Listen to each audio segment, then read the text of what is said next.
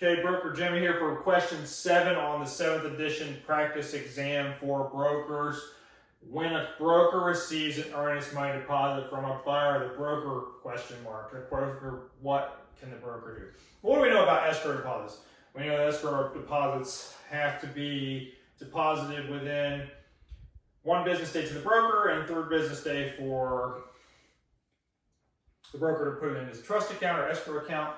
We know that you can take a post-dated check if we have seller's permission.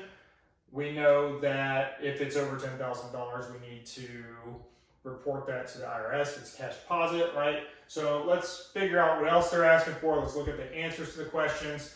This particular question has 2 answers that contradict each other. Typically, if that's the case, one of those is the right answer. So we'll start with A. A says must deposit the funds in his escrow account by the next business day. Well, that's not true. We talked about that, right? Sales associate has to give the broker the earnest money deposit within the 1st business day. The broker then has to put it in their trust account or escrow account by the end of the 3rd business day. So this is wrong, right? X.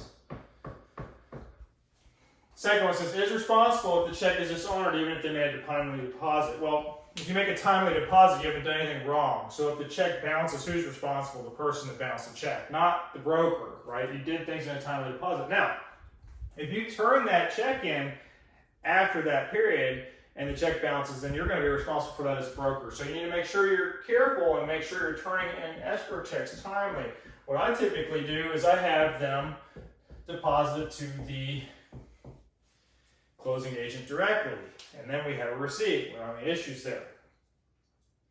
C, may accept it in the form of a post-dated check with the seller's approval. Well, that's true.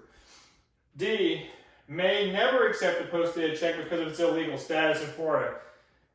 It has nothing to do with an illegal status. We're not criminally doing anything wrong here. The post-dated check is acceptable and is legal as long as the seller is giving you the approval. The buyer is obviously giving you the approval. They're the one writing the check. But the seller has to give you the approval that it's okay. And we have to have some type of reason for it, right? Maybe it's because they're getting paid on the 1st and the 15th and they won't have a check clear until 3 days later, for example, right? So you want to make sure that there's a reason behind it. Don't just say, hey, can we give you a post-dated check? You know, some people get paid once a month and they went under contract on the 20th and they need 10 days. Well, what you could do is write, this check, earnest money, is due 7 days after acceptance, and then guess what? You have 3 more business days from there, so there's a good chance that you're going to have that money in hand by that 10th day that you need it. So there's other ways to manipulate the contract to make sure that you fall in line with things instead of taking post-dated checks. I can tell you in 20 years I've never taken a post-dated check, but here you may accept it if the seller says it's okay. So C is the answer here when it comes to earnest money deposits.